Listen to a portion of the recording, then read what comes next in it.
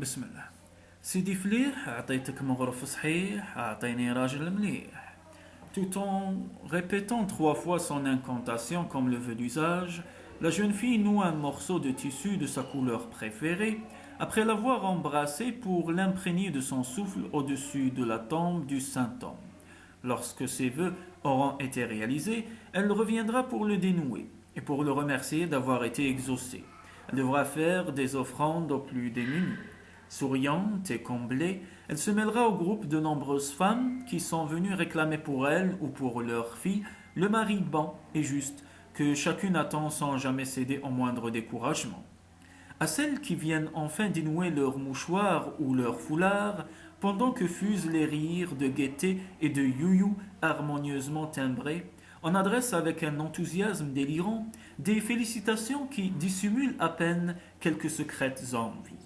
Dans ce paisible sanctuaire de Sidi Abdelrahman Ta'albi, qui ressemble tant d'hommes vénérables tels que Sidi Mansour ou Sidi Wali Dada, c'est de toute évidence sur Sidi Flih que repose le ferme espoir des jeunes filles à marier ou celui des victimes de l'adversité. Les inconsolables veuves et les malheureuses divorcées en quête du nouvel époux pour illuminer leur sombre existence. Je sais par mère, qui le tient elle-même de sa grand-mère, qu'à une époque bien lointaine vivait dans la basse Casbah un homme d'une grande piété. Apôtre, jouissant d'un vaste savoir, il enseignait le Saint-Coran aux enfants. Sage, réputé pour sa compréhension, il prodiguait ses conseils à qui le sollicitait. Source de bénédictions célestes, les formules qu'il rédigeait apaisaient les esprits les plus troubles et les âmes les plus angoissées. Cet homme vertueux et irréprochable s'appelait Sidi Mohammed ben Marwan, qui sera père de Sidi Flih. On raconte qu'il vivait avec son épouse Naïma et sa mère Lalla Taous dans une maison, une douira, située non loin de Sabat al-Hout, voûte aux poissons, et de Qa'assour, la base du rempart. Cette douira ressemblait à la plupart de celles de la Casbah. Elle était dotée d'un patio, Wustadar, était entourée de 6 colonnes en tuf et se composait de 2 chambres, biyut, l'une occupée par le couple et l'autre par la vieille mère. Dans un semblant d'étage supérieur se trouvait une pièce de petite dimension, bertouse, qui servait et Sidi Mohammed ben Marwan en était douloureusement affecté. Néanmoins, cette douleur domptait apprivoisée, car triomphait d'elle la résignation à la volonté divine et l'acceptation des arrêts du destin. N'est-il pas dit et prescrit que tout est dans la main de Dieu, subhanahu, et n'est-il pas écrit dans le Saint Livre que ne désespèrent du Seigneur que les gens de l'impiété? Préserve notre esprit et notre âme, Seigneur, des hommes et des anges, des noires pensées. Ô miracle! Voilà qu'un jour, Naïma sentit la vie se manifester au fond de ses entrailles. Quel prodige! C'était bien une petite merveille d'existence, qui faisait frémir ses tendres chairs. Le couple et la Taous étaient submergés de bonheur, si bien que plus tard, à sa naissance, ils prénommèrent le petit garçon Flih, inspiré par le verbe yiflah, qui signifie en substance réussir tout ce qu'on entreprend, comme pour susciter en sa faveur les forces positives de l'avenir. Flih le bien nommé grandit dans cette casbah séculaire au milieu des autres enfants, et à l'âge de 10 ans, il récitait déjà le Coran. Il lui arrivait alors de remplacer son père à la tête de la classe, lorsque celui-ci était fatigué ou souffrant. Devant cette réussite éclatante qui augmentait chaque jour le prestige et la renommée des siens, Naïma éprouva pour mieux soutenir cette réputation le besoin d'une vie mondaine plus appropriée, plus marquée. Elle désirait recevoir ses voisines et discuter des après-midi entières avec elles tout en sirotant un thé comme cela se faisait dans la maison où le savoir-vivre était d'usage. On ne saurait décrire alors ô combien elle était chanceuse, comblée, à quel point la fortune l'avait favorisée et fait briller sa bonne étoile. Hélas, le petit patio de sa modeste demeure était constamment encombré de divers ustensiles et impropres à accueillir ses invités. des objets accumulés pêle-mêle dans tous les coins achevés de rendre la courette intérieure semblable à quelque bazar inextricable. Que faire, Seigneur? Par quoi commencer pour démêler ce cafouillis? Pour ce faire, il fallait bien ordonner d'aménager avec soin sa chambre et effacer toute trace de négligence, mais tout cela n'était possible qu'à une seule condition: installer sa belle-mère dans la petite chambre de la terrasse. Pour le reste, il était nécessaire de mettre de l'ordre dans le patio et transformer ainsi celle de la belle-mère en un joli petit salon de réception. Naïma n'ignorait pas que pour entamer l'opération, il fallait d'abord convaincre son époux, Sidi Mohammed ben Marwan, du bien fondé du projet. Celui-ci refusa net, mais Naïma était patiente et persévérante. De semaine en semaine, elle revenait à la charge, expliquant que Lella Taous serait bien plus à son aise dans le menzah, loin du va-et-vient incessant et du bruit. Elle l'assurait qu'elle-même serait toujours là pour répondre à ses moindres désirs.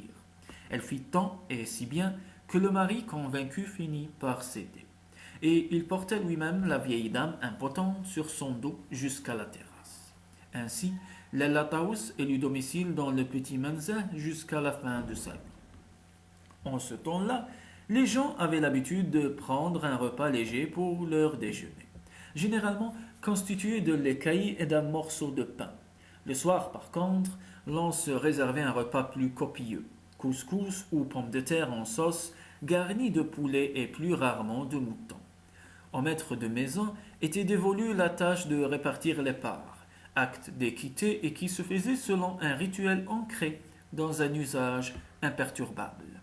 Nourrissant une immense tendresse pour sa mère, Sidi Mohammed ben Marwan ne manquait jamais de réserver la meilleure tranche de viande à Lella Taous. Mais au comble de cruauté, lorsque Naïma lui apportait son assiette en menzah, son avidité et sa goinfrerie, prenant le dessus, la poussaient à avaler gloutonnement la part de poulet destinée à la pauvre belle-mère. Sidi Mohammed ben Marwan ne sut jamais la vilaine manœuvre de son épouse à l'égard de sa mère bien-aimée, et celle-ci ne s'en plaignit à aucun moment.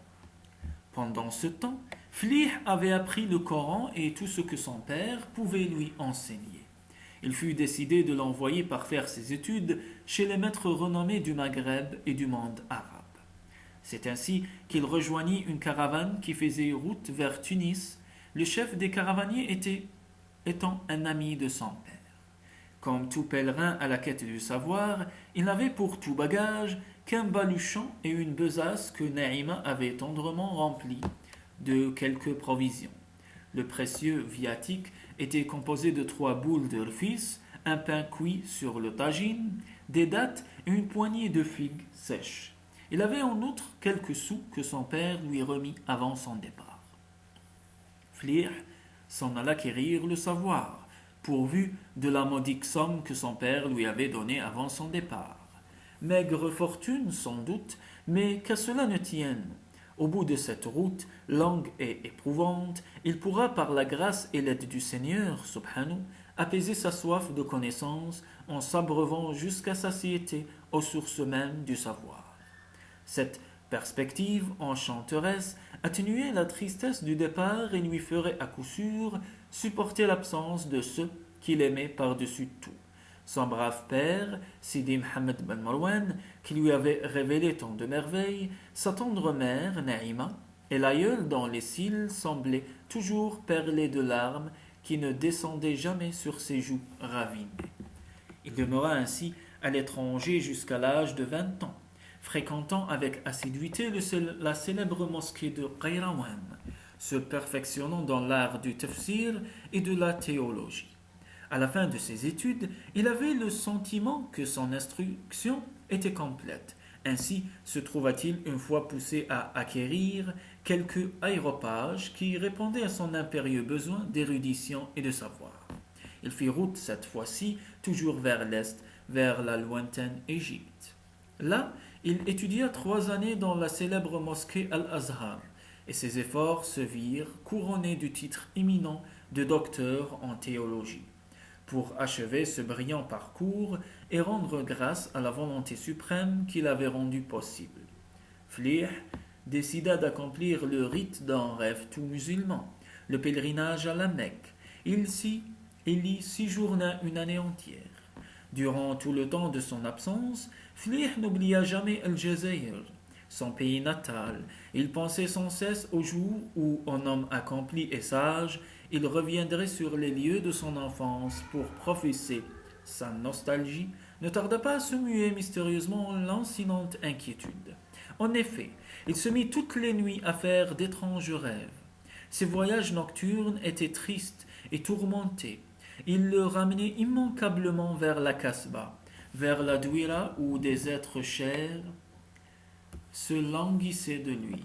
Il essaya de se persuader qu'il s'agissait simplement de pénibles images qui hantaient son sommeil et qui disparaîtraient comme elles étaient venues. Mais son malaise était tenace et il ne pouvait plus les dissiper.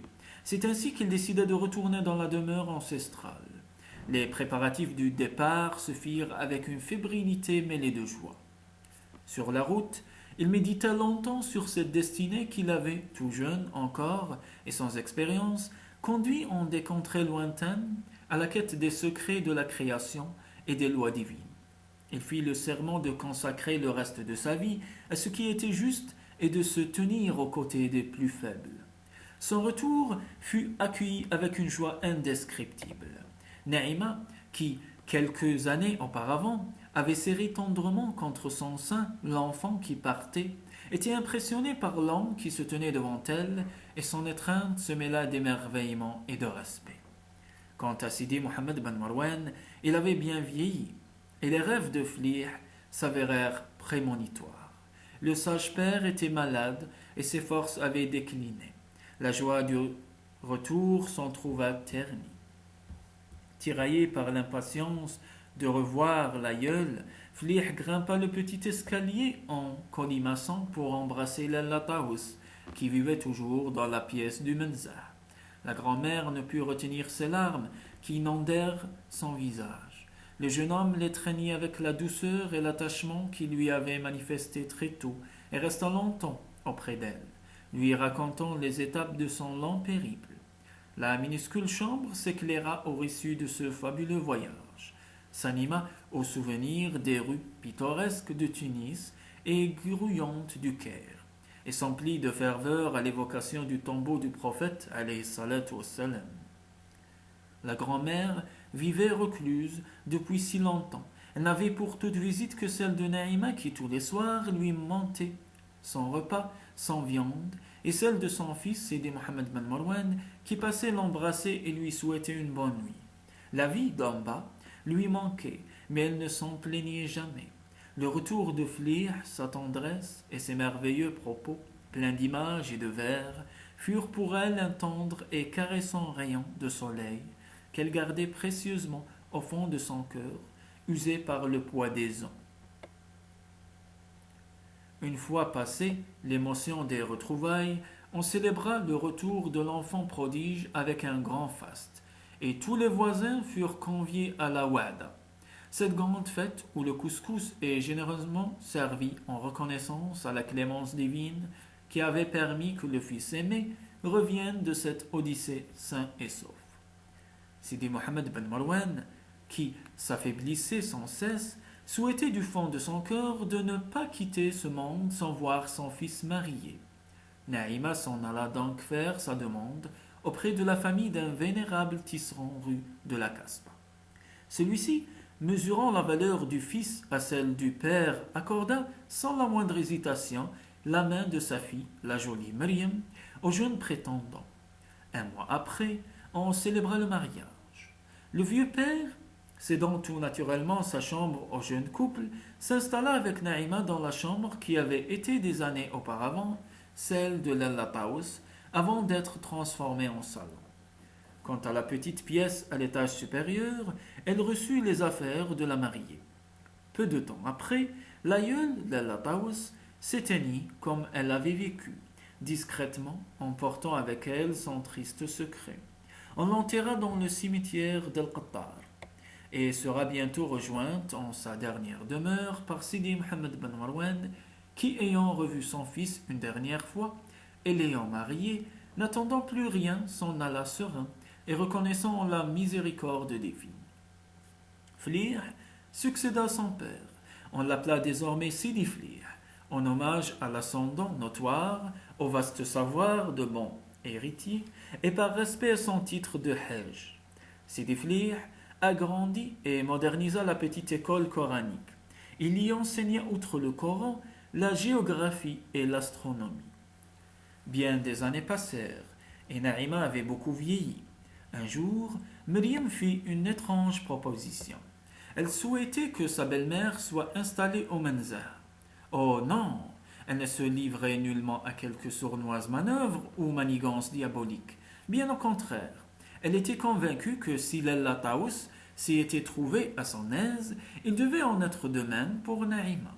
En fait, nul ne se doutait de ce que la première occupante de la chambre du patio avait enduré dans le silence tenace de la solitude. C'est ainsi que la belle-mère se retrouva à la place de celle qu'elle avait exilée de son vivant.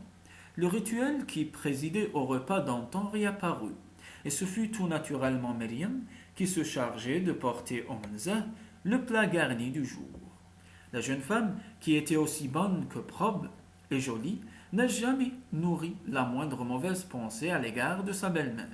Aussi, quelle ne fut sa stupeur lorsqu'une fois elle vit, alors qu'elle déposait l'assiette par terre pour ouvrir la porte, un oiseau aussi étrange que lugubre, ressemblant fort à un corbeau, fondre avec la soudaineté de l'éclair sur le morceau de poulet et disparaître aussi qu'il était venu.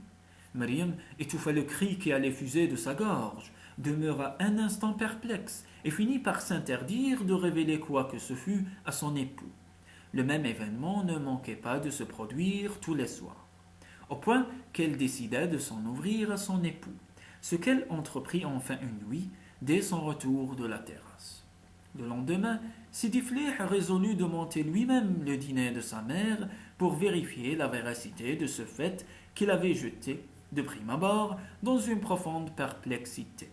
Laissant son éveil, les yeux aux aguets, il gravit l'escalier en colimaçon, les mains chargées d'un plat de rechta garni d'une copieuse cuisse de poulet.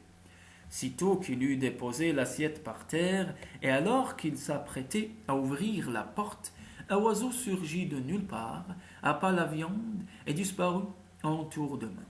Intrigué au début, inquiet ensuite, tourmenté à la fin, comme dévoré par le mystérieux pouvoir de l'énigme, Sidi Flir raconta l'extraordinaire scène à sa mère, espérant qu'elle lui fournirait une explication. Suspendu aux lèvres de Sidi Flir, qui relatait avec une vive émotion ces faits, Naïma ne put s'empêcher d'éclater en sanglots devant le regard hébété de son interlocuteur. Mais pourquoi ces pleurs, devait-il sans doute se dire? Quel lien entre les furtives apparitions de l'oiseau et les larmes de la vieille femme? Toutes ces interrogations se manifestaient douloureusement dans les yeux de Faqih. Après bien des hésitations, elle raconta à son fils sa coupable attitude envers la chère grand-mère Lalla Taous. Elle ne se doutait pas que ce redoutable rapace était l'instrument du châtiment divin. Alors, glacée d'épouvante, elle supplia Sidi Flir de lui redonner sa chambre dans le patio. Myriam, avec sa bienveillance naturelle, se joignit à elle dans sa prière. Sidi Flir se tenait debout devant les deux femmes, livide et raide, la voix de sa conscience droite, scrupuleuse et juste semblait résonner dans son cœur. Se pouvait-il que le cœur du fils ne soit pas habité par l'amour pour sa mère? Se pouvait-il qu'il renie le serment de probité, d'intégrité et de justice qu'il avait prêté dès son retour à sa terre natale? Se dressait-il contre la volonté divine qui se manifestait de façon si éclatante sous son propre toit pour rétablir la justice? Il jeta un regard lent et douloureux sur sa mère qui se tordait les mains, terrorisée par la malédiction qui s'abattait sur elle. Il hocha tristement la tête et redescendit lourdement l'escalier sans prononcer un seul mot. Ses épaules s'étaient affaissées sous le poids du chagrin qu'il ressentait à laisser sa mère à son sort. Un flot furieux de souvenirs l'envahissait. la chaude étreinte de Naïma, son sourire de miel, son rire cristallin, les millions d'attentions dont elle le couvait chaque jour, son cœur d'homme frémissait, mais sa volonté de sage et de juste restait inébranlable. En arrivant au bas de l'escalier, ce sont les yeux de Lalla Taous qu'il revoyait. Ses yeux, s'ils perlaient de larmes qui jamais ne coulaient sur ses joues ravinées, justice sera faite. Rapidement, cette histoire aussi déchirante qu'extraordinaire fit le tour de la Casbah et franchit même les frontières du pays. On sut partout que Sidi Flih, malgré son immense amour pour sa mère, n'avait pas hésité à la laisser expier ses fautes envers l'aïeul. C'est ainsi qu'il s'acquit la réputation de juste et qu'il fut élevé par la population au rang des hommes honorables. À sa mort, on l'enterra naturellement dans le sanctuaire de Sidi Abdelrahman Ta'albi, où reposent les 10 saints hommes. Depuis lors, et jusqu'à nos jours, les jeunes filles et les femmes que le sort n'a point favorisées, veuves éplorées, femmes divorcées et scellées, viennent se recueillir sur son tombeau, le priant d'intercéder auprès de Dieu subhanahu, afin qu'il leur accorde un mari juste et bon, à son image. Et elle repère la fameuse prière Sidi Flih, أعطيتك ربيعة صحيح أعطيني راجل مليح. Sidi Flih, donne-moi un bon mari, je te donnerai un louis.